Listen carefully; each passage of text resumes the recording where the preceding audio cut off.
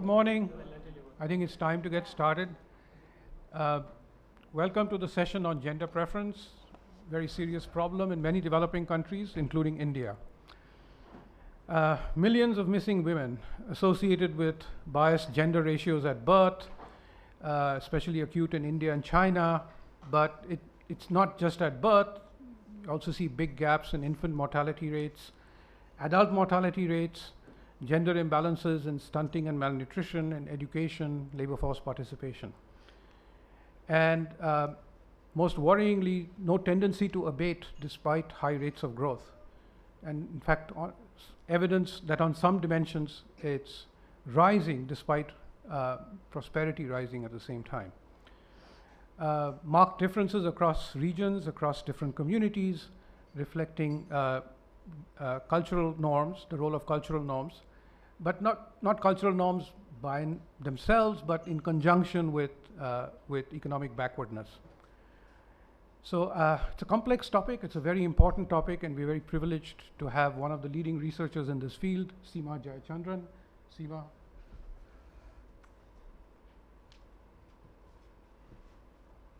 right.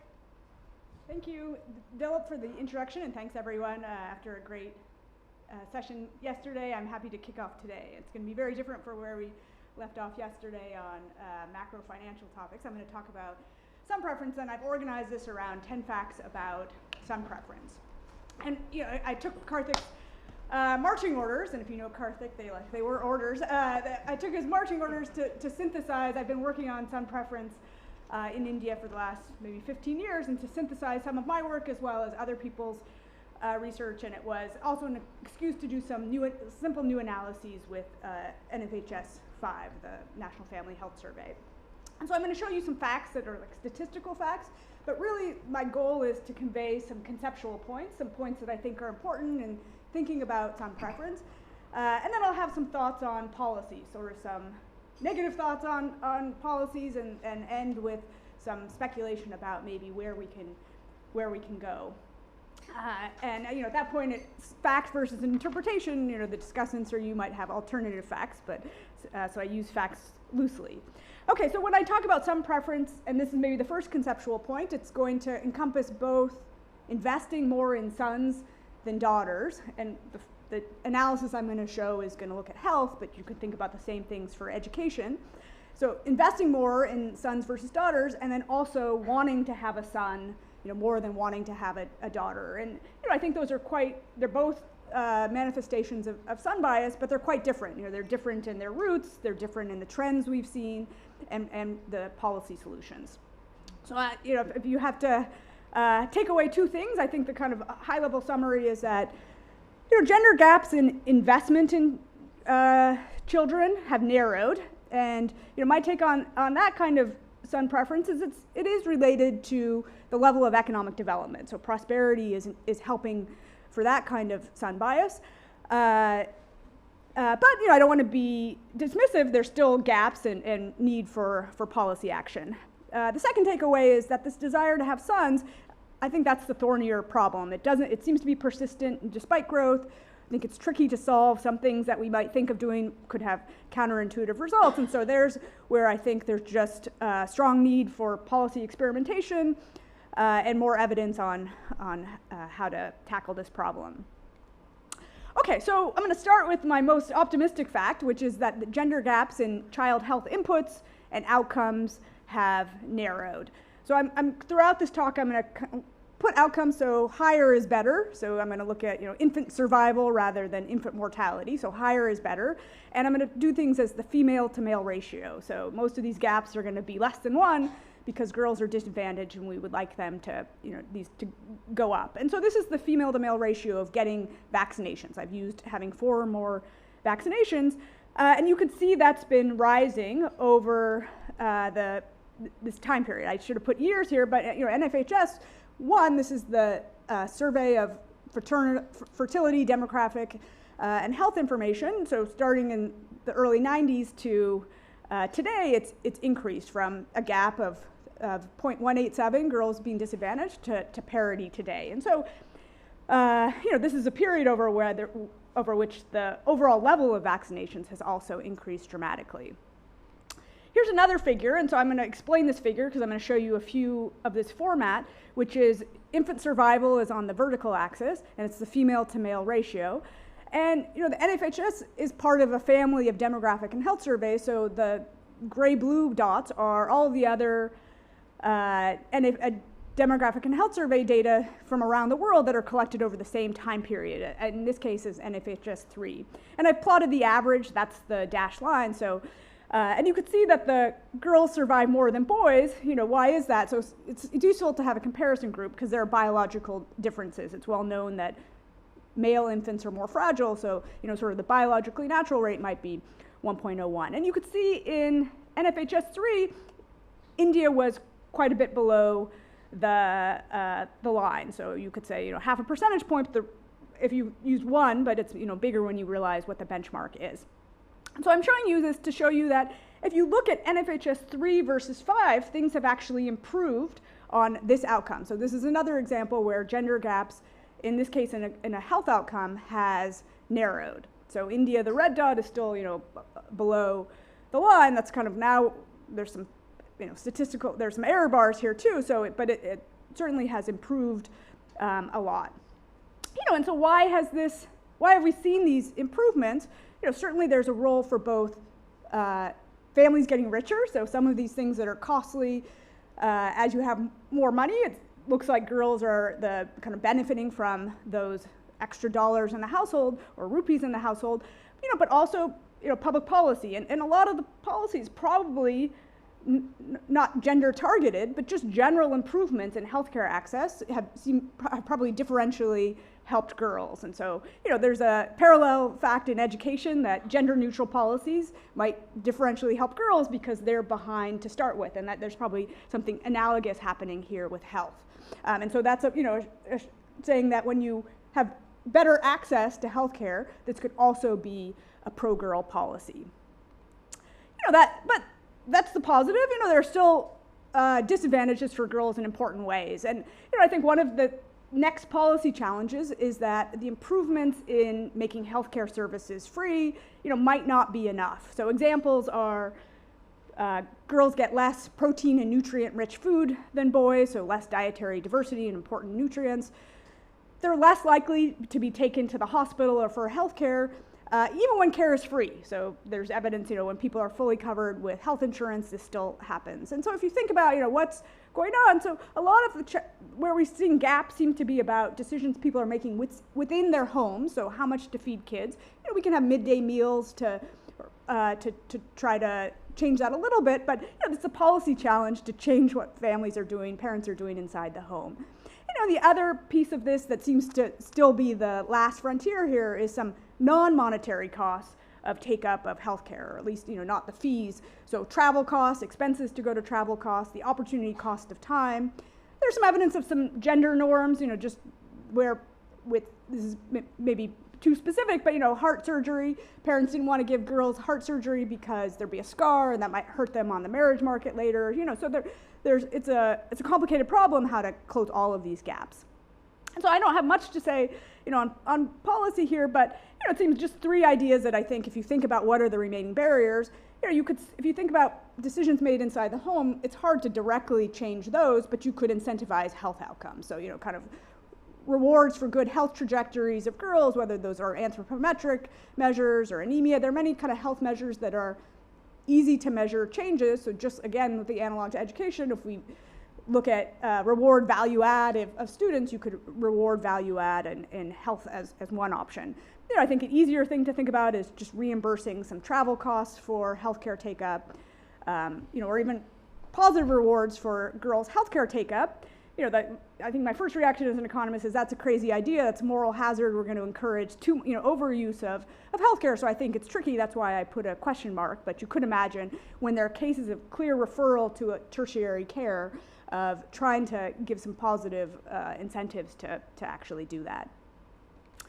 Okay, so kind of the fourth fact I want to talk about is, this was an opportunity to do some new analysis. So I decided to compare outcomes for eldest sons versus non-eldest sons. And so I think, it gets much less attention than girl-boy gaps, but eldest sons are doing better than non-eldest sons. And so this is non-eldest son to eldest sons, and so you could see that, in general around the world, people tend to invest more in their firstborn kids or earlier born kids, and so that's why a benchmark of other countries is useful. But you could see India in red is below the bar. So this is in non-stunting. So it's, I had to decide how to make this easy. Visually, you can always think below the line is bad.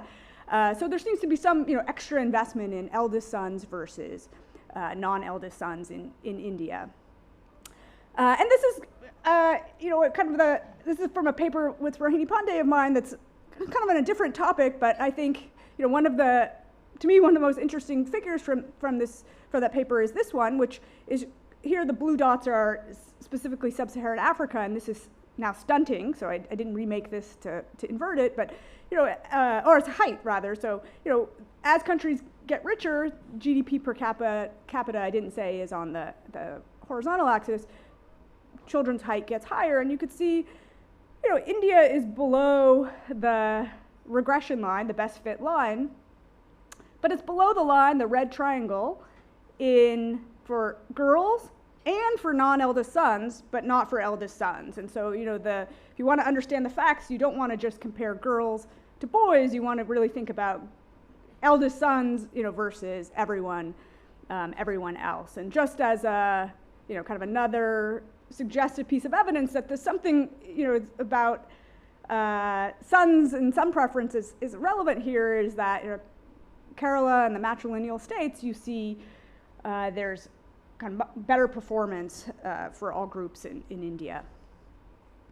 Okay, and so I think this is where, facts, people could disagree with my fact, but, I think my take on the evidence is that the desire to have a son, to have an eldest son who can play important roles in the family, religious roles, lineage, taking care of parents is the most important driver of the skewed sex ratio. And, and what's the counterpart? It's not an aversion to having girls, and, I certainly think dowry plays a role, but a lot of the patterns of son preference aren't fitting with dowry being the driving force for why sex selection is happening. You don't see sex selection on the first child, right? So it's not that, and if you ask parents what their preferences are, they don't want all sons. They would really, once they have one son, they would like gender balance. So it's really about having one son. So here's a figure which is about a question in the NFHS and DHS on whether you want another child. And this is looking at families that have 2 sons or 2 daughters. And, and 2 is the modal desired family size in India right now. And do you want to have another child if you have 2 sons or 2 daughters? And you could see that the ratio, if you have sons versus daughters, and you could see the average is about 1 everywhere else. People like diversity, diversity of gender. But here, India is a dramatic outlier in that you're, kind of much more likely to say you want to continue if you don't have a son yet than if you want to have a daughter. This is another, apologies to Discussants, I just did this over yesterday, but you can also see that this is the sex ratio, so the actual birth ratio in families that have 1 son and 1 daughter and continue to have a 3rd child. And you could see, India is not that unusual. So once you have a son and you're continuing, it's not that people are kind of sex selecting to get a 2nd son or something like that. It does seem to be 1 son and then satisfied with your gender preference, your gender composition. Okay, so and this is where kind of related to why has, this is a prime example where things have not improved despite a lot of economic progress. So this is the sex ratio of birth, and there's no great data source for this, unfortunately, because there isn't like complete vital statistics in India. So you can use the census. That's one of the best, I think, analyses that really look at the sex ratio are using the decennial censuses. This is using NFHS data, and where there's still a pretty big sample size, so it's going to be noise. The jumping around is just because there's noise, but you could see from 1995 through recent data, we're not seeing this upward trend where the rate of sex selection is decreasing. And so why is it, not decreasing despite economic progress? I would say that, in part, it's not clear. We have theories that economic progress should erode these desires to have a son in terms of a status from a son or his important role in the family. And then in addition, we've had trends that have actually enabled sex selection. So just think of better access to healthcare proximity, so you can have ultrasounds or abortions. So that technological change, kind of ironically has, what we think of as progress has, worsened this problem. The other trend that we think of as progress in many ways is that has worsened this problem that I'm spending a little bit more time on it because I've worked on it more, is the downward trend in family size. So I said in the modal, what most people want to have as a number of kids is 2. So, the 70s to today, fertility went from 5 to something above 2. So that's a dramatic decline in fertility. And demographers, point to this demographic transition as such an important part of the process of development. But in this case, given the nature of the desire for sons, that it's not, I want all sons, it's that I want one son, fertility, family size interacts in a very perverse way with that preference. And this is the fertility squeeze that Monica Dasgupta and Mari Bhatt has coined this term, and it's just simple flipping coins. If you were thinking about having a son, you wanted to have one son naturally, and you wanted to have 4 kids, there was a 1 in 16 chance that wasn't going to materialize. Now, if you want to have 2 kids, 25% of people are going to either have to be satisfied with not having a son, go beyond their desire of fertility, or this available option of having a sex selection.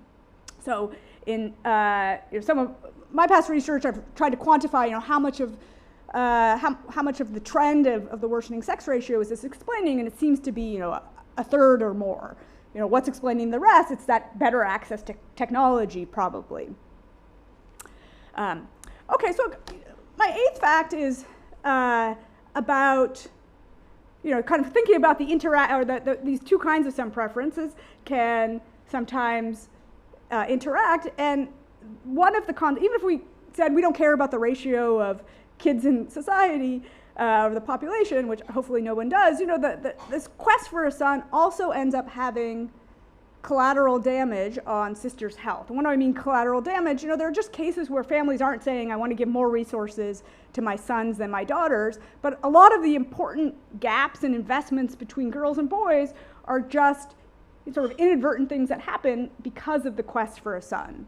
So one example is just family size, that if you want to have a son and you're not going to use an abortion, you're going to keep having more kids, and so that fact means girls are in larger families than boys. So even if within those families parents gave equally to their sons and daughters, girls are growing up in larger families with fewer resources per child, and so they're going to be worse off on a population average.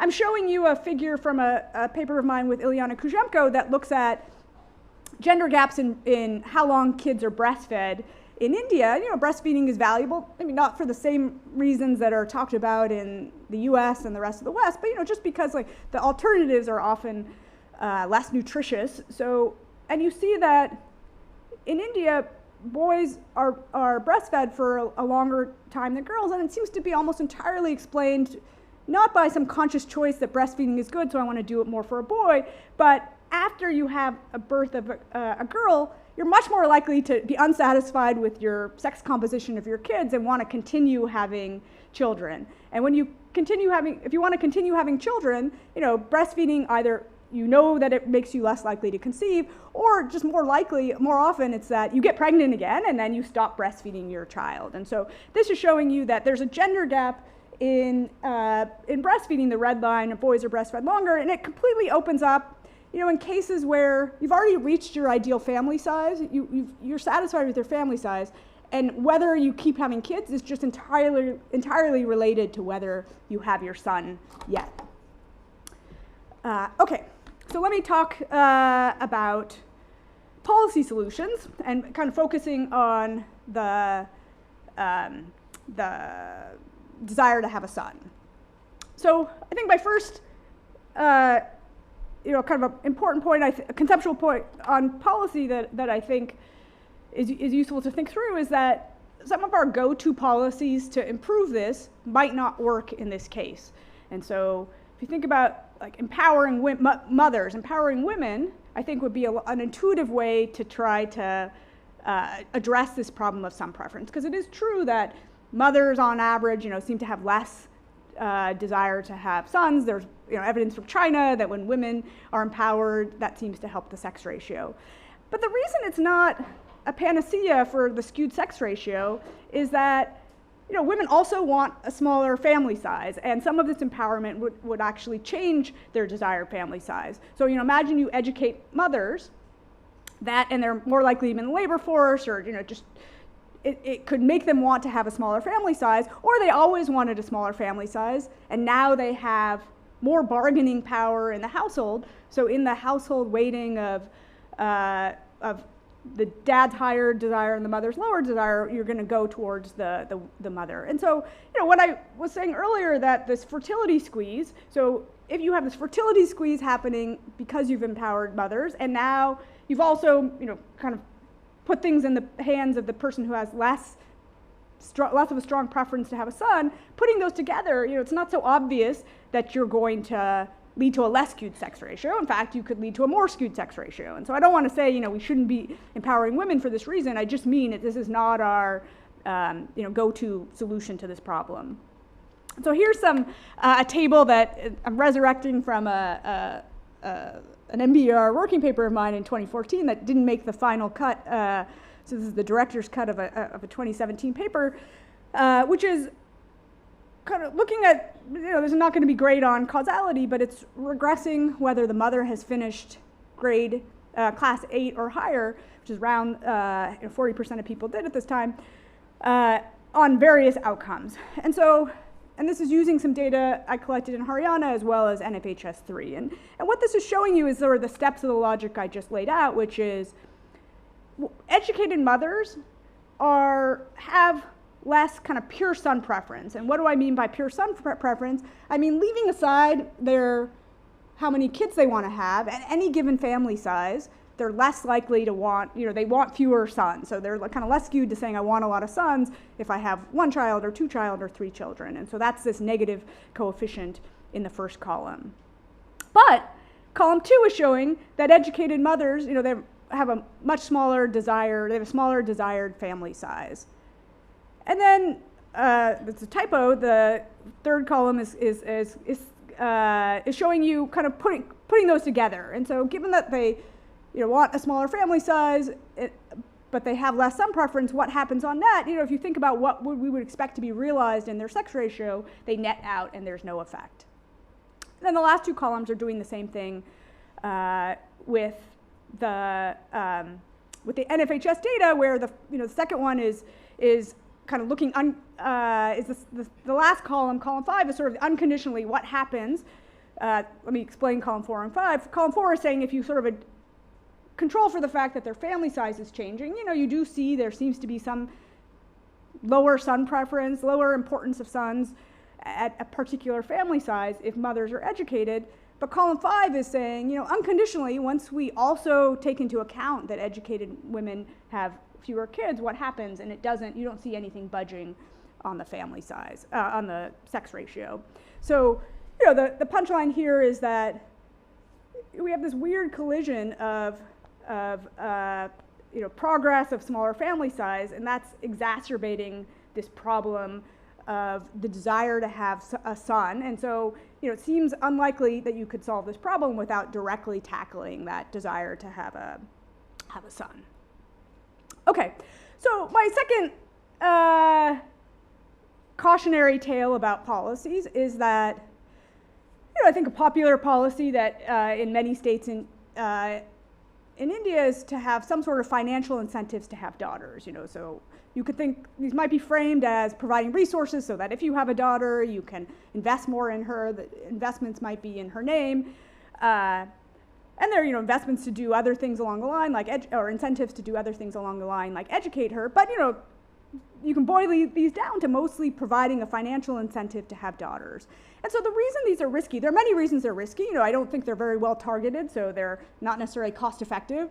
There's a risk that you've sort of undermined the intrinsic desire to have daughters by monetizing it and paying people to have daughters. But I think there's just another one, which is it's going to mean that girls are in poorer families. So it's, you know, it's already girls are on average in poorer families than boys for several reasons. One is what I mentioned earlier, that you continue to have a son, so girls are in larger families and they have fewer resources per child. It's also, you can't afford sex selection, so you have to kind of go to this trying again to have a son. And then there's also, you know, kind of theoretical empirical work that because of the skewed sex ratio and scarcity of girls, there's an opportunity for a girl from a poorer family to marry up into a higher family. And so that is more desirable for poorer families to have daughters in this unbalanced marriage market.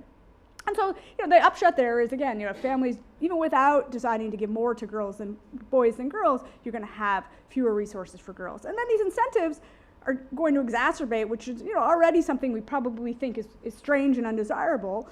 And, you know, who's going to respond to these financial incentives? So first of all, you know, many states, there's particular eligibility that you have to have a BPL card to be eligible, but even without those eligibility criteria, if we think about something on the order of, you know, 5,000 rupees, 10,000 rupees, for whom is that going to be dispositive, you know, influential in their choice of the fertility choices? It's not going to be someone, you know, middle class or wealthy who's going to respond to that. It's going to be poorer families. So if we think these policies, insofar as they're actually changing the number of girls who are born, it's going to be poorer families who have these extra girls.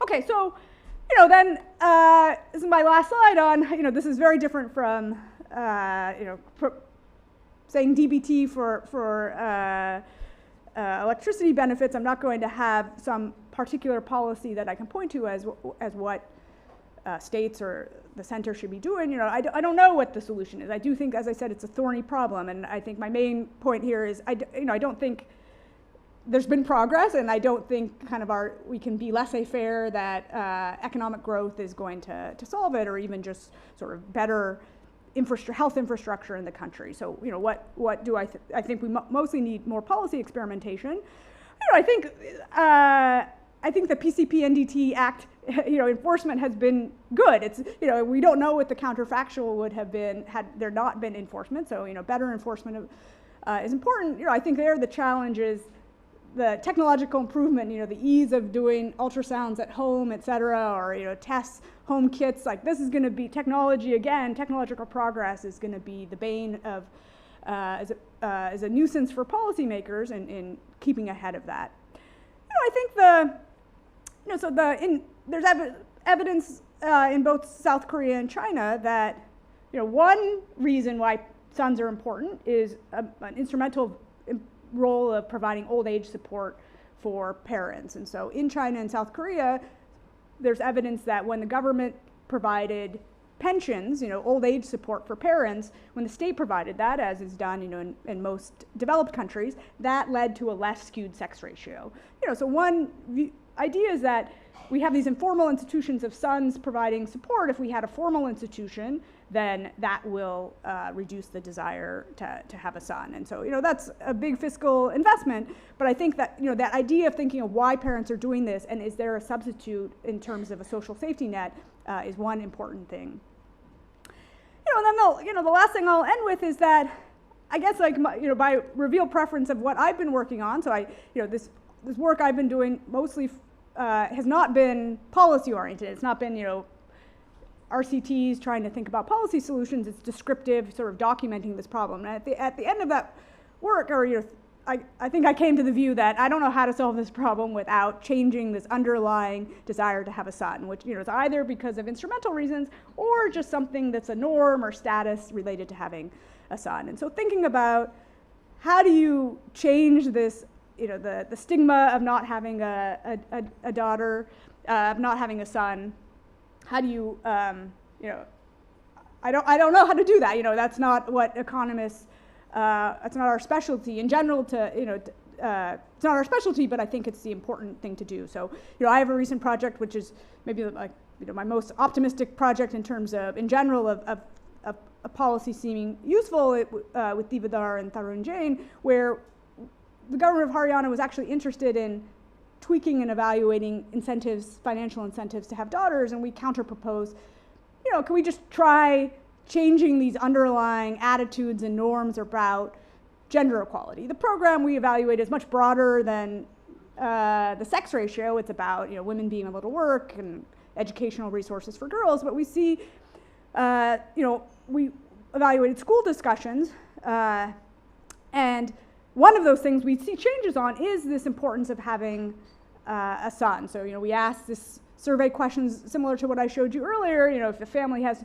no daughters or no sons, how important is it to continue to have another child? And we see that, in that sample, even when kids are 12, they think you should keep having kids to have, if you don't have a son yet, more than if you don't have a daughter yet. But, like having kids, think about these attitude change, hearing some arguments against gender equality, gender inequality, either from pragmatic reasons or human rights arguments, seems like it can change. And so, whether it's media campaigns or schools or role models, I think that's kind of where one direction I would push sort of policy experimentation to just like undercut this criticality of having a son in India. So thank you. Thank you very much. Perfectly on time. First discussant is Farzana Afridi. 12 minutes.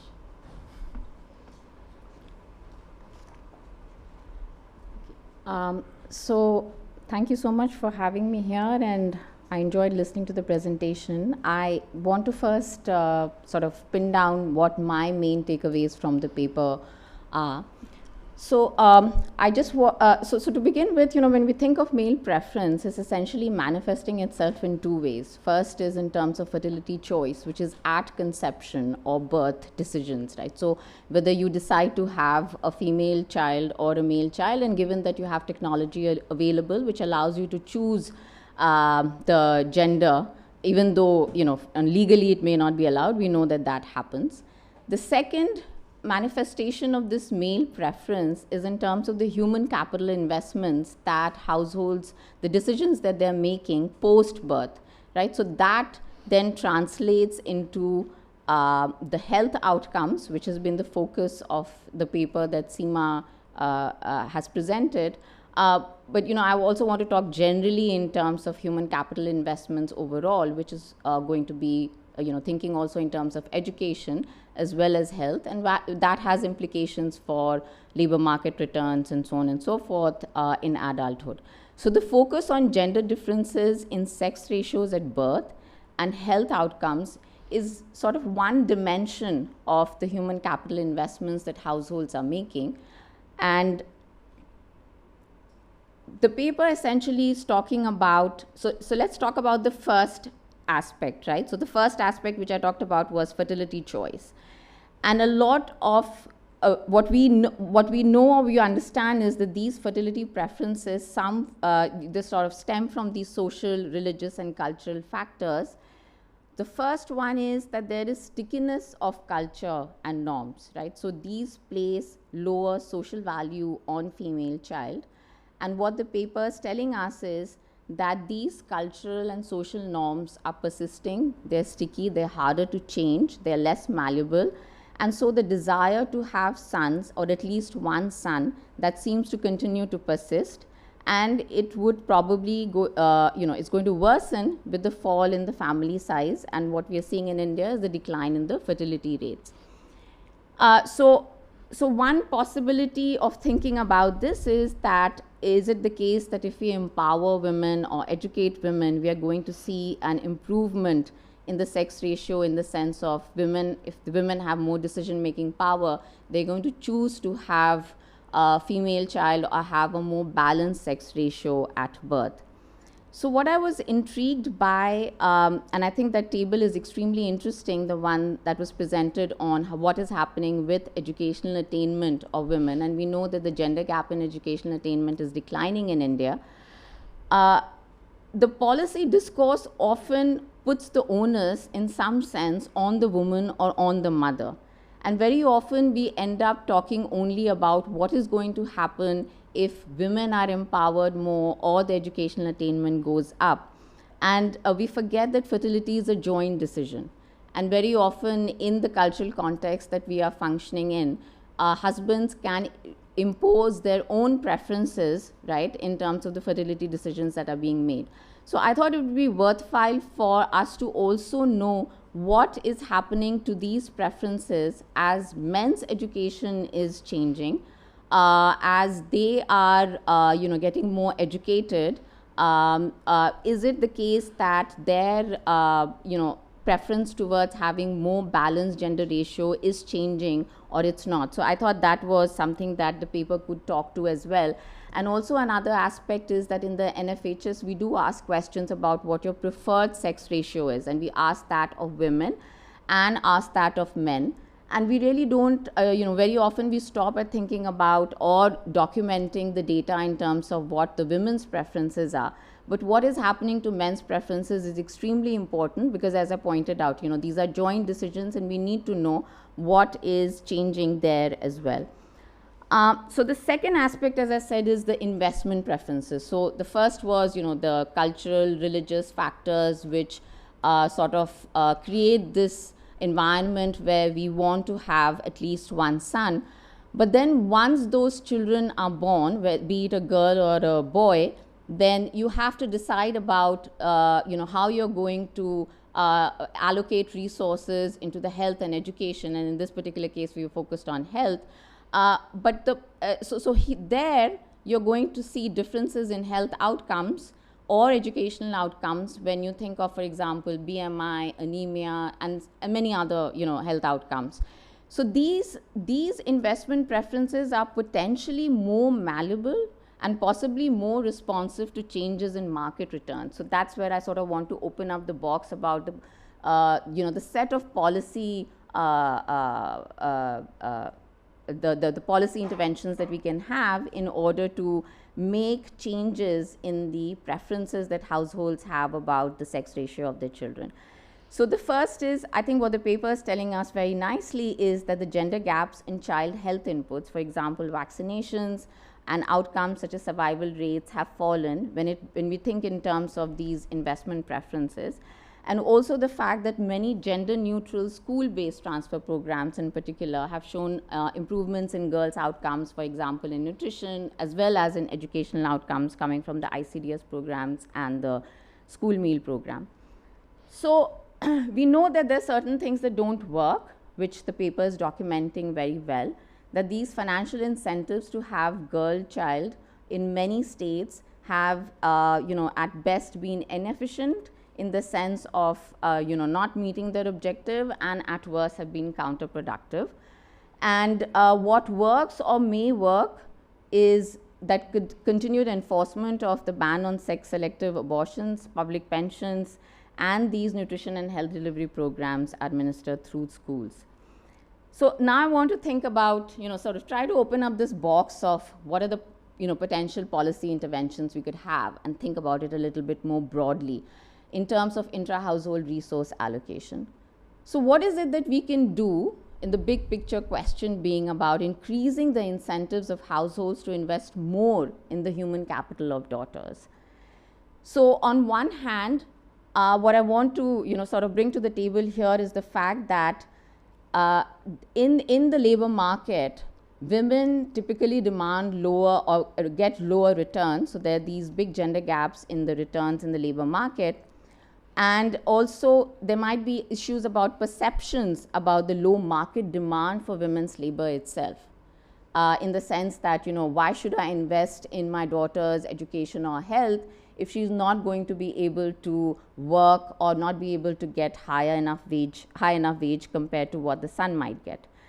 The other issue is about exogamy and patriarchality of marriage and dowry, which means that if I do make investments in my girl child, I'm not going to get the returns from that because she is going to become part of another family, right?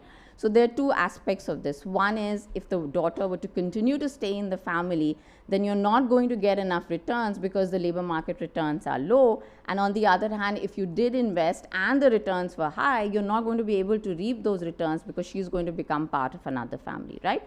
So overall, what that means is that the net returns to investment in daughters is low or even negative as perceived by households and parents.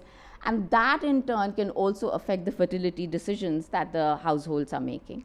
So to give you an idea, if you look at the left-hand side picture here, which is showing the ratio of female to male daily wage, and this is showing from the NSS in 1999, 2009, and 2011.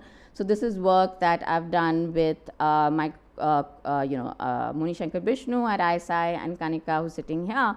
So what this graph is showing essentially is that there is a gender gap that exists in terms of the returns that women are getting when we look at the daily wages, which does decline as we go to higher levels of education. But what we need to remember is that the mass of women, or the average level of education of women is around higher secondary, at best, completing school education.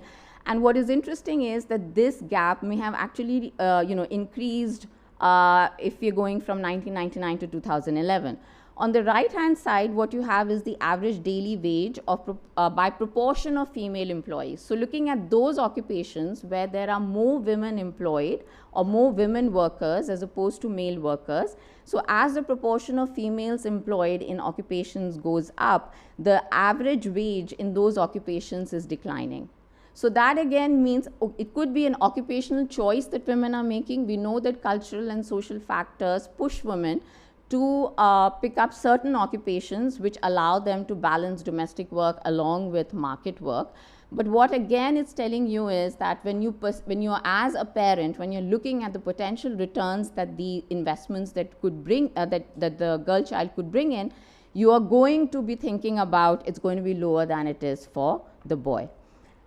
Another example that I wanted to bring is a study that we did where we were building on the flagship Ujjwala program that the government of India has, where we were trying to incentivize households to increase the adoption of LPG as opposed to using solid fuels. So what this graph is showing you is that women are spending a majority of their time in cooking and cleaning. So any technological change which is productive in the sense of increasing productivity of women within the home can potentially reduce the amount of time that they're spending on domestic work and potentially reallocate it to the labor market. But interestingly, what we found is that in spite of this technology available, the incentive of the household to adopt that technology is low given the low returns that they're going to get from the market. So on average, adoption of this technology would be about 20 to 30% of the monthly household income, as opposed to the savings, the time savings. If you translated that into the average wage that these women would be getting, it would be about 5% of monthly household income. So you absolutely have no incentive to adopt that technology. And so all of this is essentially telling us that when you're looking at the investments that you want to make in women as opposed, or in general, or girls as opposed to boys, you have low market wages and you have this perception that there's not enough or reality that there is not enough demand for their labor. And so this graph is essentially telling you that as you are looking at the education spectrum, you're moving from illiterate to graduate and above. The returns to home productivity as education goes up is increasing. That's the blue line. So it increases tremendously, right? But the returns to the labor market, to the market wage, what is happening there is just not keeping up with it, right? So what is the incentive that I have to educate women? What is the incentive that I have in order to invest in the health and education of these girls? So there are two papers that come to my mind which really have been very prominent and brought to the fore the need to increase in order to increase the investments in the girl child, which also has implications for their health outcomes. So the first one is the paper by Jensen in 2012, which was an RCT which was increasing awareness and access to employment opportunities in the BPO sector. And this was precisely in the states where we find very skewed sex ratios. This is Haryana, Punjab, Delhi. And what was fascinating about this paper was the fact that they find that just awareness and information about the higher returns that the girls could get led to an increase in the BMI of 5 to 15-year-old girls in these households. So these were not the girls who were joining the work. You're looking at intergenerational effects as a result of increase in this awareness and in correction of the perceived returns that the households have. The second paper that, again is a prominent paper looking at China, where there was an increase in the market value of the returns to cultivating tea, where women are more engaged in that particular sector as a result of the support prices that increased post-Mao.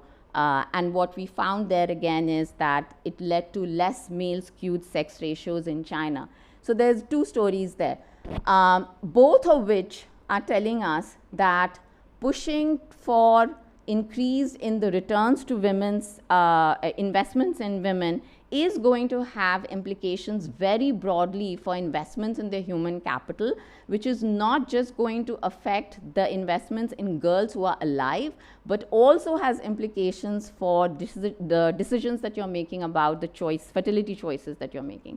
So what else could work here? What may work in terms of additional interventions to improve? So this is the demand side. You're thinking about, okay, what is the return? But what is it that we need to do in order to engage women more in the labor market, which will also is linked to the cultural and social norms, which are linked to basically thinking about patriarchal exogamy, because of which you would say, okay, let's say the demand is there and the wage is going to be high or comparable to what my son would get, but I'm not going to get all of these returns because she's going to go into another family. So what we know is that despite the fact that we have this minimum legal age of marriage, 25% of women currently aged 18 to 29 are still marrying before they reach the minimum legal age. So there is stuff that we can do. There are policy interventions that can be implemented that would delay marriage of girls further. Right now, the average age at marriage is 22.5. What is it that we can do to incentivize families to or girls to delay marriage? That would also come from the perceived returns that they see in the labor market.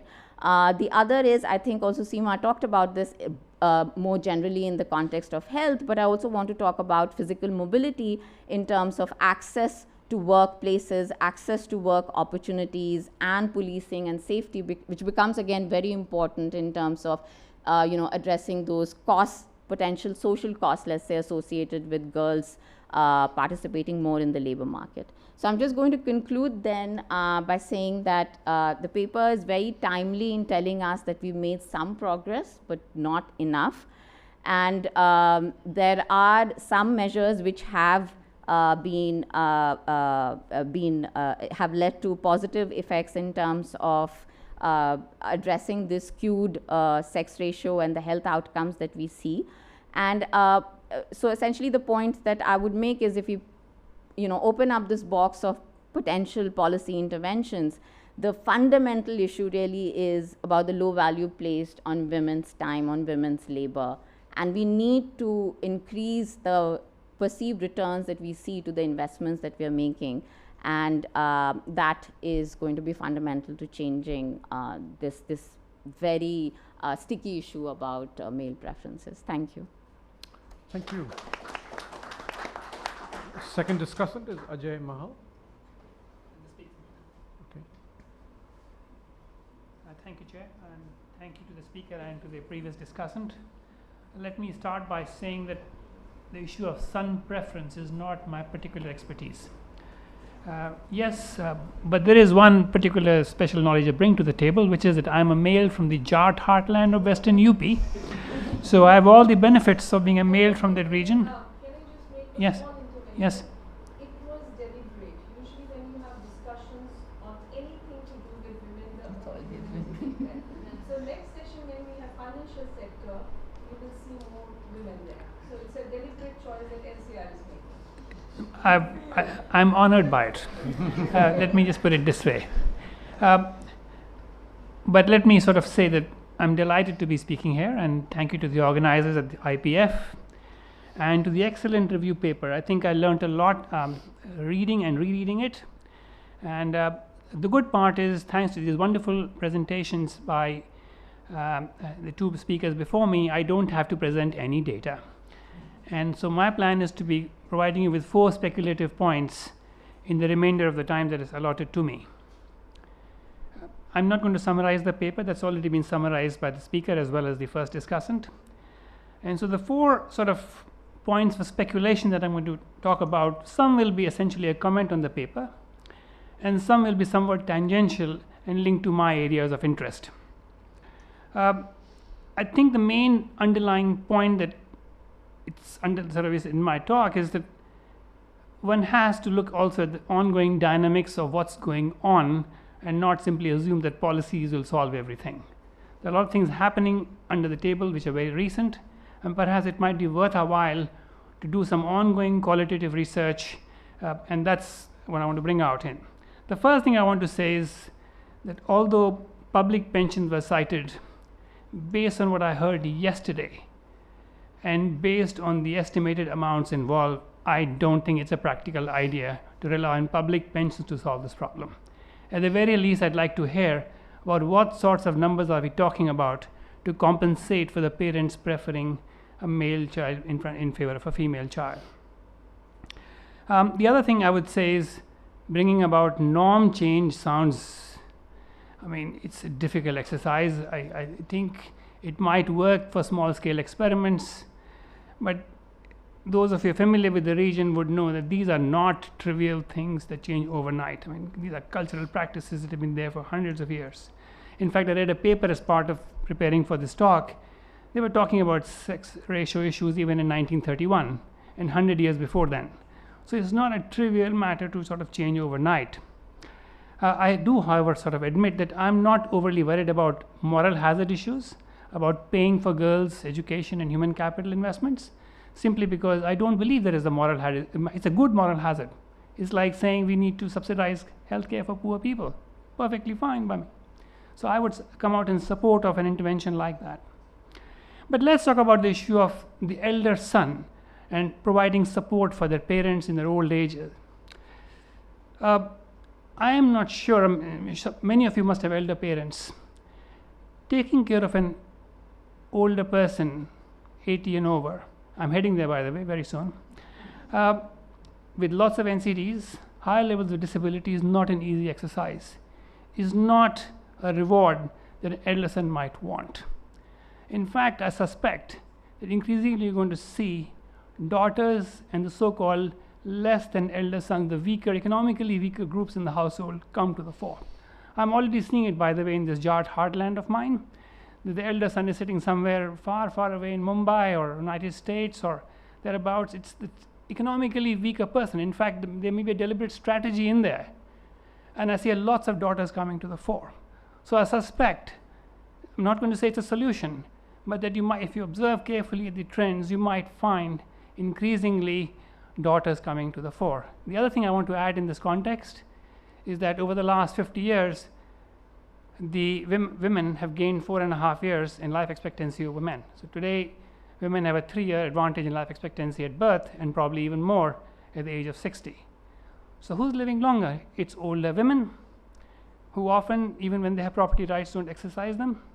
So in some sense, you're talking of an elder son investing in a person who doesn't have an asset base to exchange if and when they were to die. So I think there is another kind of gender inequality which might be implicit. Recall, it's all speculation. I don't have any data to defend what I'm saying. I'm simply saying it's probably worth looking into these sorts of questions.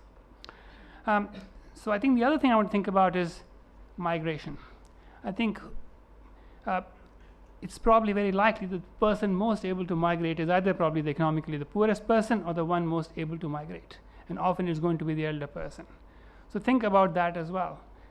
Are issues in migration linked to issues of choice of sex at birth and investments in children? Something to worth thinking about. The other thing I want to talk about is sort of something I discuss a lot in training programs with government officials, not in India but in other settings, which is that what are the macro implications of this? I mean, yes, there are very strong micro implications, the human rights issues, but what about if you had to go to the Minister of Finance and say, look, this thing is going to affect you economically. So what I thought it might be worth saying a few things about the demographic dividend in this context. What's the key idea here? I mean, you've all heard of the for this audience, the term demographic dividend shouldn't be very new, but the two elements that sort of come to my mind at least are declining fertility that contributes to, at least partly, to increase investments in children. Number one, and increased workforce participation among people, especially women.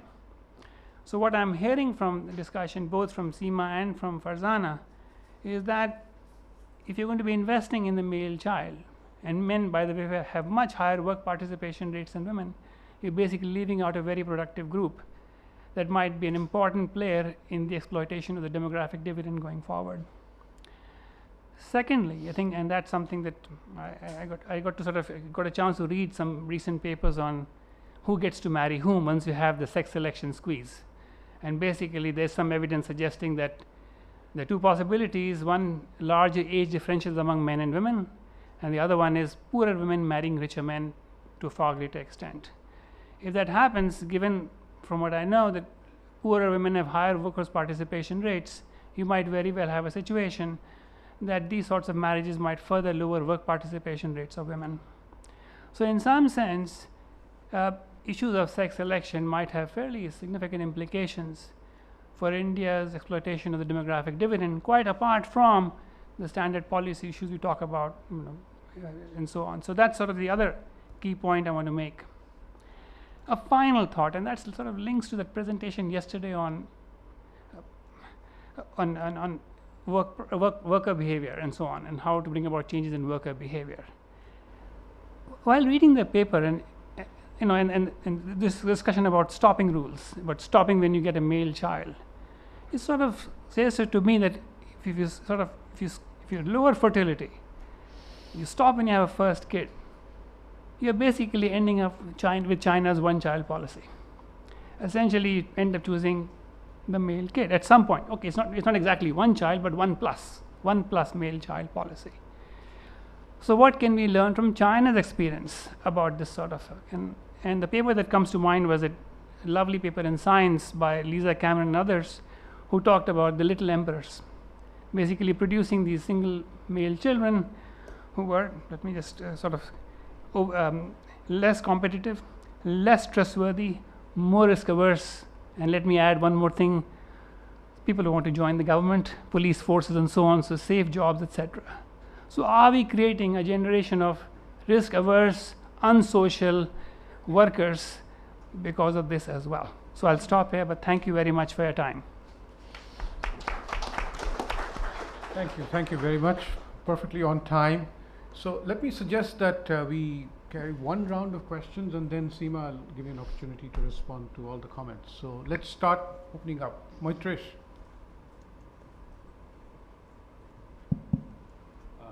Thank you. That was a really nice paper overviewing the trends. It'll be quite useful.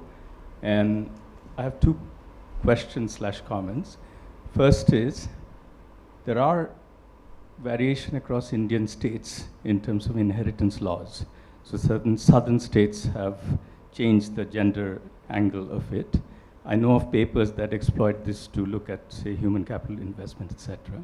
So in terms of thinking of policy instruments that could get to the heart of the problem, I was just wondering how one should think about it and how feasible these are. The second is really more a general comment about the evidence Seema presented, which again is a very, very useful and up-to-date survey, is the heterogeneity. I mean, clearly what happens in Haryana and what happens in Kerala, Tamil Nadu are very different, right? And also, even if you leave aside this interstate differences, and we heard about analogies with EU, and these are like little different countries with different cultures and histories, even within the sort of across the income or wealth spectrum, clearly there's some compositional stuff going on with economic change. So the average only gives you some kind of a limited picture. So to the extent the data you've looked at, if we could, not necessarily in this round, but it would be really interesting to see. Thank you. Hi. Sorry. Is this me? Yeah, okay. Yep. I think, Sunil, you had, go ahead first. A couple of observations and one question. So this is a topic that is very close to me at this point in time, even though 30 years I've spent doing macro and finance. And the main reason is, of course, that things at the IMF era work changed when we had two female leaders who kind of encouraged us to do this work. So I was picked 3 years ago to lead this work on mainstreaming gender in macro policy making. And I said, let me be democratic and let me just ask for volunteers who want to work with me, because I had no staff. I was delighted. My assistant told me there are 25 people who are volunteering. So I said, great, let's have a meeting. And I went to this room and there were 25 women. And I said, I'm sorry, I can't work with you. I need men in the room. All my life I've fought in the area of macro and finance to have women in the room. I now want men in the room. So the key point I want to make is that I don't think men are fundamentally biased against, some may be. They're simply not aware. They're not conscious. They've not been, maybe they're not interested to begin with, but I think it's really important to get men in the room. Not just on making decisions that affect women, because they take those kinds of decisions very often, because influential policymakers are mostly men, but they have to be made aware. And what I found in my own little experiment is, in the end, when I put out this strategy, which was endorsed by 190 countries in the end, it was the men. So I basically selected 3 very senior men. I said, you have to work with me. I was old enough to get them on the table. And they were the ones who were saying, Ratna, you're not going far enough. This is after many discussions. So to me, raising awareness, it's something that some of you mentioned, is absolutely critical. So the forcing part is get them on the table, like Poonam did with you, Ajay.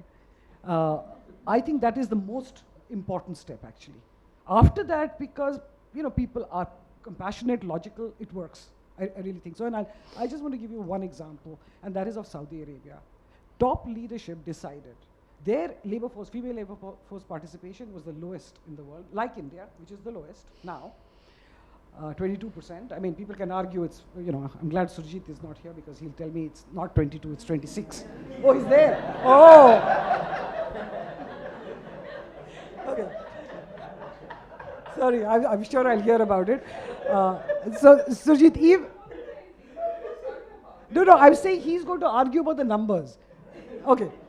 So, let's say it's even 30. For men, it's like 80%. But what Saudi Arabia did was, because the leadership decided to allow women to work, they had a target in 10 years to reach 35. In 3 years, they've reached female labor force participation increased from 22% to 35%. So top leadership also matters. And I'll also confess to another thing that I found. When you look at the economic empowerment and barriers to women, I looked across the world, and I was shocked to see that on social, cultural, and religious norms, India is literally in the bottom 5%. And I don't quite get it. I don't understand fully why. And it's worse than many sub-Saharan countries and some Middle East countries also. So I don't quite get it. And that's all I have to say. But the one question I have, Seema, for you is, you looked at education levels, and I really like Farzana's suggestion about let's look at the men also, whether that matters. But did you also look at cities, rural versus urban, higher income versus lower income? Because those kinds of factors could also matter. I don't know the answer. Thank you. So let's Seema, why don't you Okay, great. First, let me thank the discussants for the comments. Let me see if there was anything I wanted to address there. Yeah, so just taking a step back, I think, I also have work on female labor force participation. I think that's a big challenge in India, and just to use, I actually think they interact in the ways, the not taking advantage of the demographic dividend, et cetera. But I think it's useful to realize that they probably have different root causes, in the sense of, if you look around the world of who has really low female labor force participation, it's North Africa, the Middle East, South India. It's places that care about women's purity, seclusion, mobility. So it's a very different set of countries. It's not China or the Caucasus that have a very skewed sex ratio.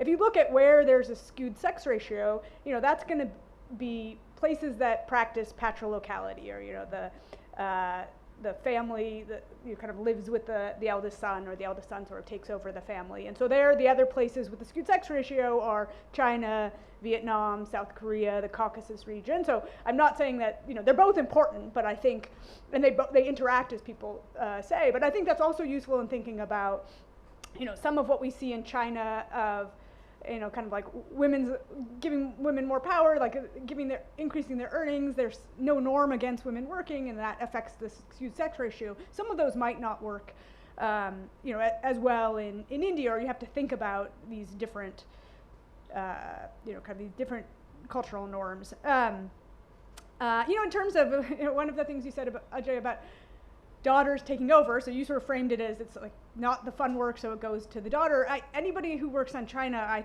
pitch, or on demography in China, I pitch the idea that I think China is an interesting experiment where many families were forced to have only girls, and I bet those elder parents realize it's much better to be taken care of, bathed, and by your daughter than your daughter-in-law or your son. And so I would love to see if there was a mindset shift once you were forced to be cared for by a daughter. And I think it has to do with, the aging population, just the nature of elderly care, about financial transfers, versus, I have a 90-year-old father and 85-year-old mother, so it's different for monetary transfers. It's a very hands-on kind of care. So I think that's an interesting, hope that that transfer to daughters is not a burden, but becomes something where it changes what people want. To the questions from the audience, to my tradition, I think inheritance rules are, I think there's a question of like de facto, does the son still control it? But if you really did kind of give resources to women, and change the, I don't know if that would affect things, but certainly that's another policy instrument worth thinking about. In terms of heterogeneity, there's a ton of heterogeneity, a lot of it what you would expect of. I think the two big predictors, so taking the skewed sex ratio, are going to be patriarchality, so places like Kerala, are going to be much lower on that. And then, desired, I think fertility levels are really important. So the work I did that I was mentioning in Haryana, the government wanted to work in the places with the most skewed sex ratio, and those are the districts near Delhi. And it's not that they have some more conservative views than other parts of Haryana. It's that they're rich and nobody wants to have more than 2 kids, and so it gets materialized. And so I think you can explain a lot of the heterogeneity on these two things that aren't that correlated, which is the one that's intuitive, south-north, patriarchality, but then kind of this economic progress. And so then coming to other kinds of heterogeneity, again, the income, both because of maybe sort of traditional values, some of the upper strata of society, these problems are worse. And so that's why I sort of emphasize this skewed sex ratio, because I do think there's a worry that it's going to get worse before it gets better, because what we're seeing in Haryana and the rich parts of Haryana is going to eventually come to the poorer parts of Haryana or Bihar, et cetera. And so that, that's what I have to say. In terms of, also to Farzana's point about looking at men's education, I think there are other things that one can explore in the data of how other people, other factors that are affecting Ratna, now I forgot what the dimension you were specifically asking about. My notes. It was about rural versus urban. Oh yeah, rural versus urban. And different income groups. Yeah, no, and so that's I think I haven't explored it in detail, but I just, from what other cuts of the data, I think you're going to see that a lot of these, that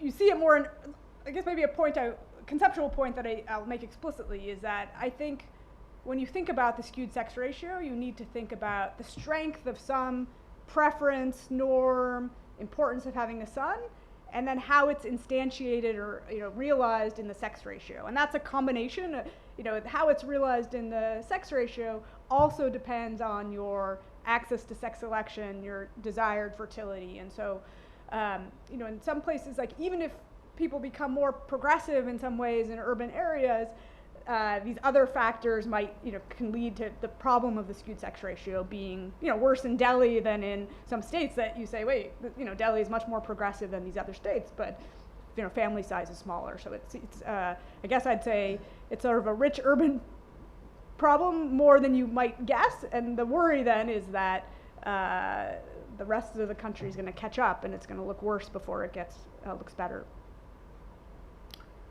Okay. Hey, hi.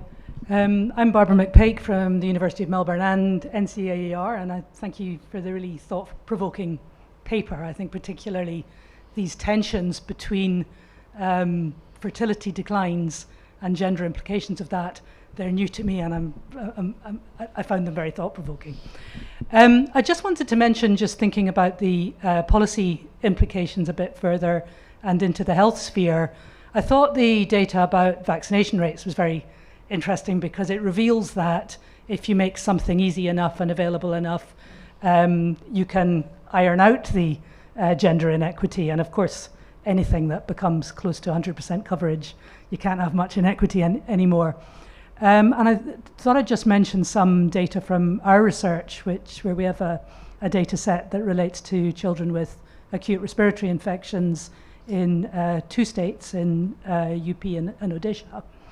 And there we found that boys were no more likely to be treated when they had an acute respiratory infection, but they were likely to have more spent on them and be taken further.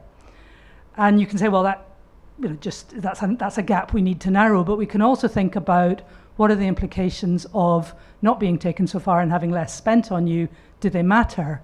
And clearly there's a policy opportunity there in relation to continuing to build better quality primary care close to the family and free that would close those gaps and would make them unimportant. So I think what some of the policy things that came out of it for me were these universal policies that are about making basic welfare cheap and easy for everybody will also iron out gender inequities. So thank you.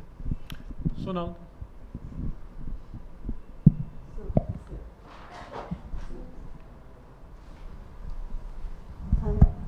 Two points. The first thing is that I actually really like the way Seema distinguished between investment in children and sex preference, because there is some evidence that they move in the opposite direction. Either there is a prenatal sex selection or there is a postnatal sex selection in terms of investment. So people who have the greatest son preference will actually just not have a daughter. Okay, and then the rest would be more equitable in their investments in children. The second thing is, I think you're also very right in being skeptical about the link between women's employment and investments in children or sex preference, because there is a fair amount of evidence actually that has tried to look at it and not found that link, including there is a 3EI paper which did not find any link between women's employment and investment in children, a recent paper by Julia Berman which also did not find that kind of a linkages. Also, if we just think about what has been happening in India, overall women's employment has been falling, assuming we believe that data. And at the same time, the sex preference has been declining slightly. So there is an evidence, at least, that there is a sort of a improvement over time in both people's preference for having a daughter and investment in daughter. So I don't know that that linkage is strong enough for us to sort of hang our hat in. Perhaps this should be something that actually is a future IPF paper that examines that evidence. Devesh?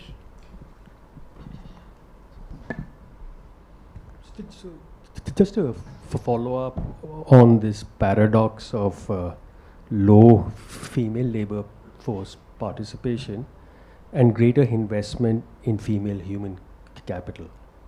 So today, for the first time, India has gender parity at all levels of education, and actually more women are graduating from college than men, which is a remarkable change that has happened, and which we know is a sort of worldwide phenomenon. And so I was wondering if you could help us understand this paradox, that for all the reasons that you said, that they may not invest in girls, patriarchality, dowry, all of that, but at the same time, clearly we see a massive change in women's education. And how should we understand that, both the drivers and the implications? Manish? I've got to frame this carefully. Explanations for poverty, which are cultural or norms, sort of always have sounded like at best, the soft bigotry of low expectations and adverse racism.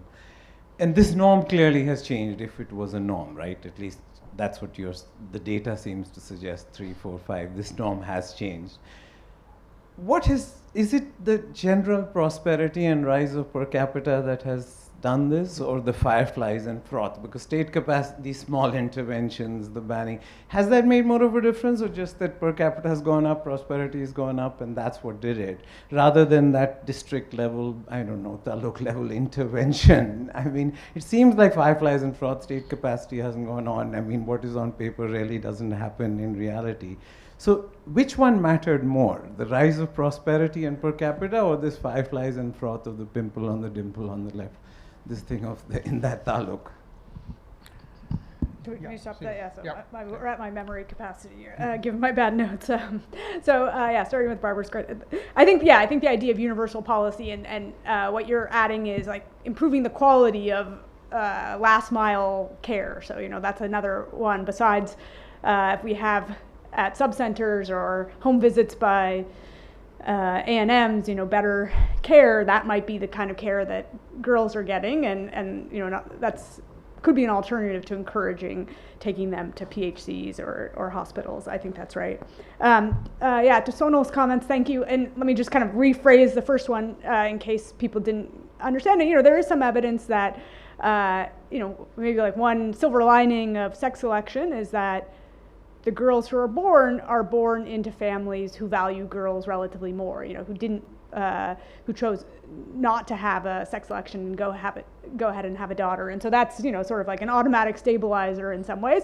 I think, my read on that evidence is it's quantitatively small. Like, that's a silver lining, but it's not going to, kind of overcome things. And, and in terms of women's employment, I think that's right. I think, I would love to see the Jensen result kind of replicated and see if it's true. I wouldn't hang my hat on kind of the employment opportunities for girls being what changes the skewed sex ratio. Again, I think the increasing the female labor force participation is an important goal in and of itself. So I'm all for that, but just as a solution to the sex ratio.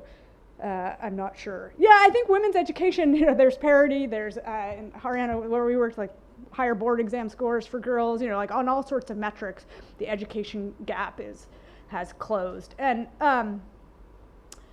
so some evidence is that, people value education in India, and that's great. And so part of it is education has become more accessible, but there's also marriage market returns to education. And so I think Abby Adams and Allison Andrew have some nice work where they try to trace out preferences, and people's perceptions of preferences, and and it seems like parents, that there's a marriage market return up through secondary school and not college, and so it doesn't explain the college part, but so if you think and why is there a marriage market return? It's that you want an educated wife who's going to raise your children well, and so the education, the returns to education in sectors besides the labor market, and that could be raising children. And if that's what women wanted to do, we could say fine, the returns to education don't have to be in the market sector. I think the fact of the matter is, many of those women probably would want to put to use their skills in the labor market. And so so I think kind of like where you're, I'll be surprised if you see kind of above, so you can think right now what's dictating where the stopping is for education. It's where there's a positive versus a negative return in the labor market. My co-author Diva Dar has this paper where she put matrimonial ads on kind of a website, and where one of these audit experiments where you change something, and women who in a matrimonial ad state that they want a career, that's a a big negative in those matrimonial ads. She didn't do this with education, but I'm almost sure, if you did it with education, you would see up to some level that's a positive. So, great that educational gap has been closed, but the reasons for it, they don't suggest that it's going to automatically to lead to more labor market participation, but that's great to have as a stock, so that when you figure out how to solve it, this dividend, and I do think, that like I think this McKinsey says you can increase India's GDP by X, blah blah blah. Like that is a, and at least that's great, because like that does going to get a whole set of policymakers' interests, more than the human rights argument, to be honest. In terms of Manish, your question. So first of all, like I actually don't think the norms. My view on the investments in girls, vaccines, healthcare, like I don't put norms as the first one. So I will say that norms, I'll kind of defend whether you want to call it a norm or you want to just call it some informal institution of who cares for parents. Like I just find it hard to believe that's not a big part of the skewed sex ratio, because like all the places in the world that have a skewed sex ratio have that system of patriarchality, and places that otherwise look similar to India that don't have that, don't have a skewed sex ratio. You need some explanation to say why in Armenia and India and Vietnam and China do you find a skewed sex ratio, and not in a bunch of other places. So I'm going to defend norms for the skewed sex ratio, but in terms of investments, I don't have the decomposition of how much of it is income versus policy. I think it depends on the outcome you're caring about. If you're trying to think about dying from a disease that's vaccine preventable, I don't think what made parents go get vaccines more was wealth. It was just healthcare access and the availability of vaccines. So for other things, like some of the anthropometric changes, could be some policies like midday meals, but a lot of it is probably just rising household income, and so everybody, the household can afford more food. So I think, it very much depends on what metric you're looking at. Are you looking at vaccines? And so when you take something like infant survival, you could probably, I haven't done this, but you could break it down, is it more neonatal mortality, or is it, what are the causes of death, and does it feel like something that was healthcare related or just better maternal health, better nutrition, etc. So if I had to guess, I would probably say rising incomes for many of the things we care about have a bigger component. But if you think about this as a policy forum, we could say we need policies that promote growth, but there are some very concrete policies like increasing vaccine access, having A&Ms go and do house visits and like notice, oh, this child has respiratory problems, you should go, like that kind of triaging of healthcare is, it's like in place, and doing that well is, like the point is that doing that well saves lives and probably differentially saves lives of girls. Farzana, I was wondering if you want to react to some of the discussion on labor markets, because we heard very different viewpoints on it. It's on automatically. Now it's on. Oh, the light has to be on. Yep. I wanted to say the same thing I think that Seema mentioned about the Devesh's question, which was about why is it that we've seen an increase in education, parity in education, but haven't seen it reflected in women's labor force participation. So I think one of the points that, while I was making that point about investing in women and thinking in terms of the labor market returns, we didn't bring into play the marriage market at all. Right, so that is another market that we do have to think about when we are making investments in, when we're thinking of investments in children. And the marriage market does matter a lot from the perspective of investments that parents are making in the girl child, both health as well as education. And so as long as marriage is universal, and that is the ultimate goal for most women, and for the girl, that is the first objective that has to be realized over and above anything else, then that kind of creates the focus of the parents in terms of what is it that we need to do in order to get the match, the best match possible in the marriage market. And I absolutely agree then, also with the point that Sonal made, that because we are not taking into account the fact that there are these two markets and the objectives of these two, the investment objectives can differ significantly, right, between the marriage market as opposed to the labor market. What is the connection then that we make between investments or the returns that you see in the labor market and the investments that the parents are making? Because we really haven't sort of deconstructed that or decomposed that into thinking how much of it is because of marriage, how much of it is because of the returns from the labor market.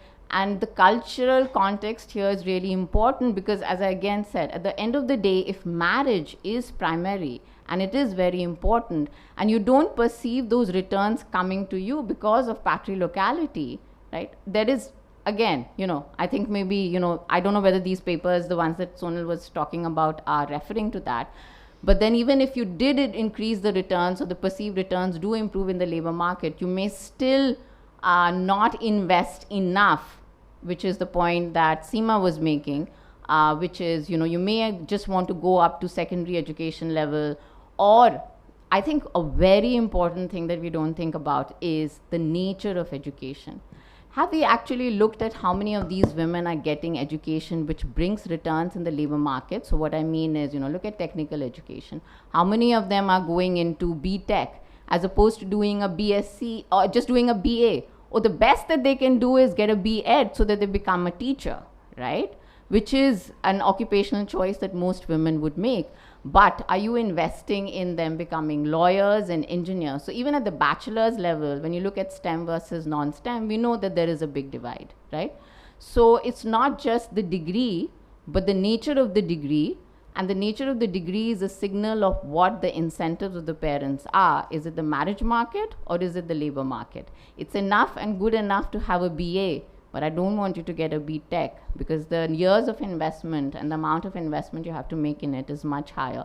And all the work that we've seen from Claudia Golden, for instance, was telling us about how when there was structural transformation in the US, and with the kind of jobs that were available to women, and also because of technology of delaying childbirth and selecting, choosing their own fertility, they could make longer term investments in becoming lawyers, in medicine, and so on and so forth. So we are nowhere near that in terms of gender parity. So I think we should be really careful when we say we've reached gender parity in education. I don't think that's true.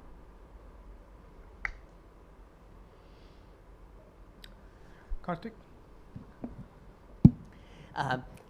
Is it on? Yeah, no, thanks so much just for a wonderful session and discussion. So I want to build up on something Seema asked and then ask, do we have data on time use with regard to elderly care? Because I think that is going back to, I think, something Farzana was saying about, do you invest if the returns are high if you're not on the labor market? But if having your daughters have more autonomy and income also gives them the ability in kind of the normal patriarchal norm is that the daughters don't go back and take care of their parents, but having that income, having that autonomy, if that allows you to do more of that, then that could come back and circumvent some of these. So I'm just curious about the data. Maybe Sonal, I don't know if IHDS 3 or any of the more recent waves? Like, I mean, if there's any attempt to look at elderly care and, you know, no.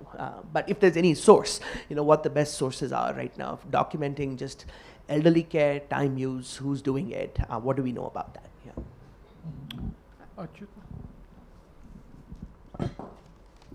I was just wondering if you could speculate on the, you know, the role of norms in female labor force participation. I think, you know, there's this general idea that norms, you know, in India prevent labor force participation from growing for women, but, you know, obviously some recent work demonstrating that it may be possible to change those norms. Do you have any thoughts on sort of how local are these norms? Are they like, do they vary village by village, or district by district, or state by state?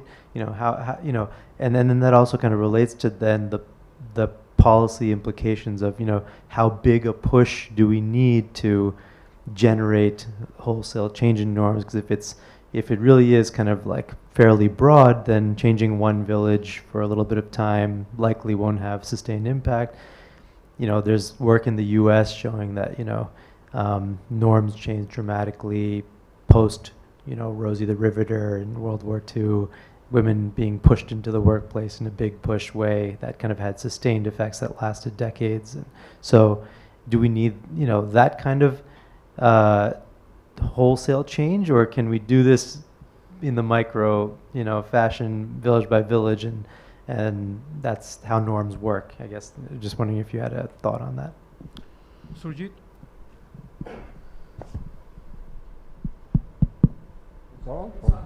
Yeah. I just want to comment, you know, on this gender parity in education and in STEM. And I think there's very, very, as was stated earlier, significant advances which have surprised most people, including me, that there is now more women in college than men.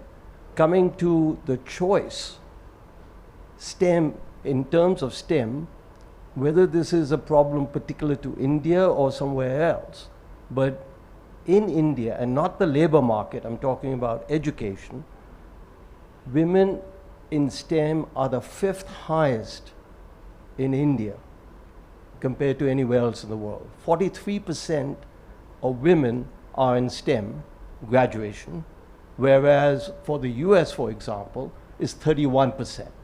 So I think the two, I'm not drawing the link between what happens to in the labor market, but as far as women in STEM, there's more equality of women in education. There's more equality in India than almost anywhere else. There are 4 other countries, Tunisia, etc. You might go into quality of education, all the rest of it, but I think the numbers that are there, which is what we all use, you know, your conclusion that the women in STEM are very few in India is just not tenable. Poonam?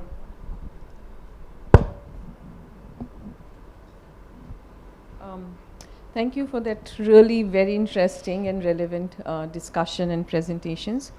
So when we are talking about policies, there are a couple of things that I've noticed. Policy makers at the top are absolutely convinced that the next phase of India's growth is going to come from women-led development, gender parity. But they don't know how to bring it about, and some of the discussion has focused on that.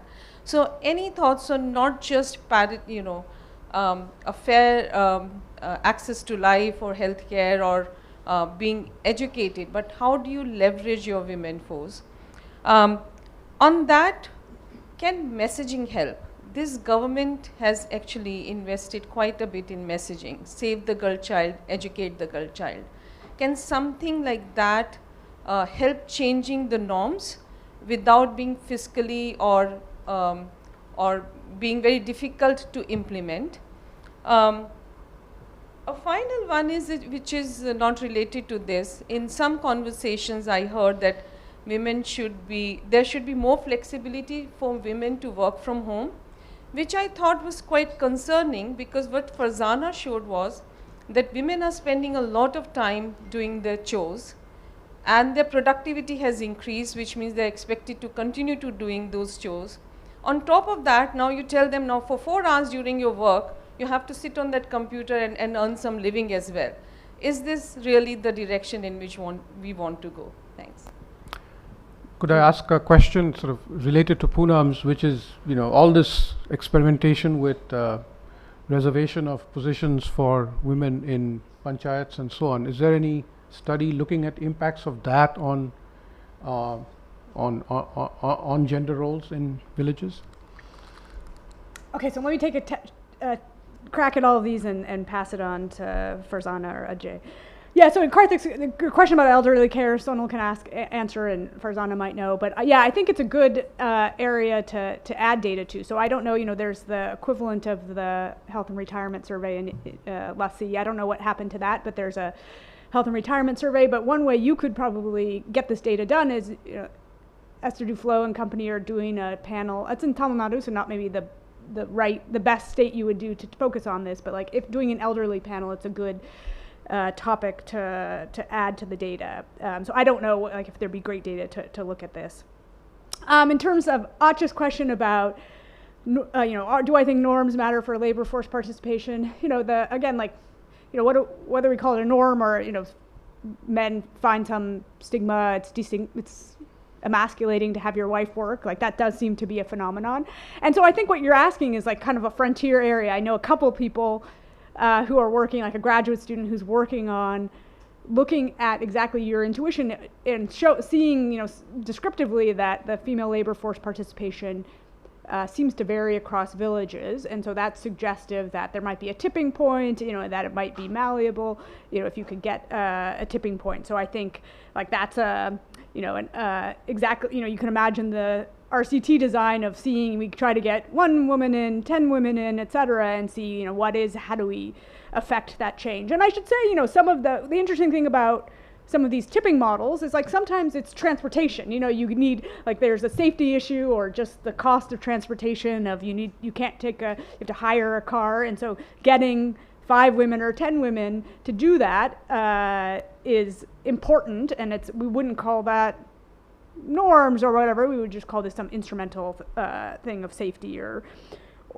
transportation costs. So that's an optimistic story if you don't need some high level macro thing, but you could do it from a grassroots level. I know this Surjit's point was aimed at Farzana, but I actually 100% agree. I don't think I think worldwide we might want more equity in STEM, but I think that's not India's negative exceptionalism. I think it's above average, and even just so I think that that will be important if you think people want to see financial returns to having women work, and those financial returns, the gap between STEM, non-STEM might be larger in India than elsewhere, or the prestige. But I think that's, and interestingly, I've had some conversations with the bank in North Africa, because North Africa is exactly the same place that has lots of women in STEM, but then they're not working, so a similar challenge. To Poonam's question about, is messaging, so I think something like Beti Bachao, but for other, female labor force participation, or, kind of celebrating women who are working. I did a study that was trying to do this of, fathers who were very proud of their daughters' careers, that they saw her transform, just gain confidence, and she seemed like a more complete person. And, you can imagine some messaging. This was in villages with, rural fathers, but you can imagine, sort of fancy people doing that and having a change. I think the other place that I sort of think you can have some sort of messaging tipping point is around, I don't know what the street harassment, kind of harass, because that's another, I find protecting the daughter, it's a challenging thing, because parents cite it, and I never know whether that's the excuse. They really don't want their daughter to work, but there's also some reality to that. But I do think kind of increasing the perceived safety of commuting to work would make a difference. And so I'm reminded there's a study that some economists did in Kenya on just how matatu drivers drove. They put up stickers that said if the driver's being a reckless driver, complain. And it made a difference, and you could see it made a difference in the insurance claims of those matatus. And so, what did it do? It just made people feel like there was strength in numbers, that if they yelled at the driver for speeding or driving recklessly, someone else would yell and you could actually pressure the driver. And so I sort of feel like something like that, where if you see someone, groping a woman, like there's just a lot of people who are going to push back and do it. I actually, we don't know. It's a little bit of alchemy of like, how do these things change? But I guess I think that seems like a worthwhile place where some messaging could matter, because there are probably a lot of people silently thinking, I can't act unilaterally. I need a coordination device to do that. So that's like, I've been pitching that idea to lots of people, trying to kind of get some change on harassment, but more broadly, female labor force participation. And then to Dilip's question about have female pradhans, reservation for women, move the needle on, have these downstream effects on some of these gender norms. So there is evidence. So the same original team of Esther Duflo and co-authors, Laurie Beeman, they've seen that when you have a female pradhan, the original work showed that, and I think this is probably the first goal of the program, where there's more de facto representation of women's policy preferences, right? So what women wanted got enacted in the village. But then you see these downstream effects in two ways, that it changed people's perceptions of women. They view women as more competent, and so in the political sphere that might take on a life of its own, but it might spill over to other occupations, but also like girls' aspirations. And so they saw some narrowing of the gender gaps in education. This was a while ago, so a lot of those gaps have closed, but that narrowed gaps in education, and it doesn't, their interpretation is it's not because of policy differences that female policymakers made, but it's actually through an aspirations channel. So so there is some evidence of spillover effects of that. Time's almost over. Ajay. Just want to make a couple of points. The first thing I'd say is that it's not very clear whether education in STEM would really help, given the number of dentists, doctors, and engineers I know who are married and not working at all. So that's one. The second thing is regarding Poonam's point. I think we did some work in Australia, actually, using Australian data. And there's a lot of evidence from other places as well that when the elderly take care of children, it helps their daughters take part at work. But look at the Indian situation. Who's the elderly? It's the husband's parents living around with you. I mean, I know in a neighbor in Australia, every weekend, their daughter comes in and leaves her kids for 4 days. And that's it.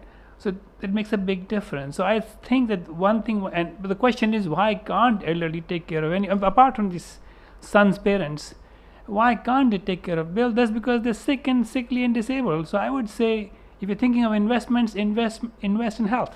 Invest in promoting healthy aging, for example. Something like that might help. Farzana, any last words? I think that question was about the time use survey that Karthik asked. I'm sort of, wondering, going back to Ajay's point about women or daughters taking care of their elderly parents, and this sort of clashes with what you said just now about, also the fact that we are moving towards nuclear families. So even if there are elderly parents, they're not co-residing. And so the daughter might be making occasional trips to help the parent. How do you capture that in data is very challenging, because typically you're looking at a normal day. When you do your time use recall, it's like, what is an average day? What is a normal day? Now you're making a trip to your parent to help with care is not going to be a normal day. So I think Sonal, of course, can talk about this, and maybe she has more insights. But the time use survey from 2018, from 1998, and now we have it for 2019. If we just looked at what's happening with family sizes and cohabitation and so on and so forth, and sort of correlate that with women's time use, I wonder whether we would get something interesting from there itself. And the last point was Poonam's about flexible work. And, I've just started working on platform and gig work. And I totally agree with you that when we think of women's isolation, which is already pretty salient because they are relegated to within the home, what does this kind of work do to women's social networks and their engagement with society? Does it relegate them further to within the home? And does it kind of, create that, that lack of connect?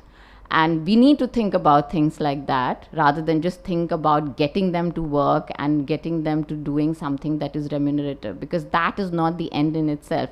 And I remember, I just wanted to go back to this. There was then IPF, I think 3 or 4 years ago, where we had Charity present one of the papers on looking at women's labor force participation, and I was a discussant in that. And there was a point that Dilip made and Abhijit made, which really resonates with me, and I always point that out, which is that, look, women might be deciding to stay at home in a very rational sense, right? Which is that you do not have enough of an incentive or enough of a return when you go to the market. So it is completely rational from a utility maximization perspective that you stay at home. It is the decision. So, this whole also the policy dialogue about, we have to push women out, we have to get them to work. Is that sensible given the kinds of work that the opportunities that women have, the kinds of returns that they're going to get? They are probably making, if they were making the choice on their own, is probably the right choice that they're making, which is to stay at home until those better opportunities become available. So then the onus is on the macro policy and the policymakers to provide those better, good opportunities to women to help them move out of their homes.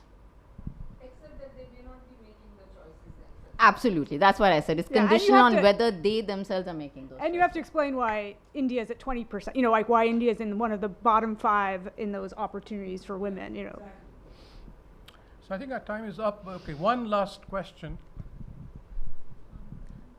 Hello, this is Deeksha from Ministry of Finance. So I just had a small observation. So from the policy point of view, would it be, besides nudging the parents, putting the onus on them to prefer a male child or a female child, and at least not discriminate against a female child, is there space to nudge the women who are already working or are about to enter the marriage market to take responsibility of their parents? Is there enough space to do social messaging around that line of thought that women also have the responsibility to care for their parents? Because until it remains a loss-making proposition to have a girl child, we cannot expect them to, give away so much of their livelihood security in the old age just to be right in principle. So is that a low-hanging fruit, or is there space, at least in this minority of women from the upper classes? Because what happens in India is that it kind of gets imitated by the lower classes, whatever the upper classes are doing, if it gets kind of Sanskritized that way. So is there any space for social messaging around that line of thought? Yeah, if I understand the hypothesis, it's that if we kind of ask this generation to take one for the team and take care of their parents, those parents will tell their neighbors, other people like, oh, it was actually great to be taken care of by my daughter, and then the next generation will have fewer sex selection. So I see why in principle that would work. I guess I worry that first generation of women who you're asking them to kind of take on something extra, right? Putting an extra obligation on those adult daughters to take care of their parents. And so I guess there might be other reasons to do it because you care about elderly care and you think it'll be higher quality. So I'm not disagreeing on the sort of goal, but it feels like a long shot with burdens on the wrong people to solve the problem. Okay, with that, this session comes to an end. Thank you very much for a very enlightening discussion.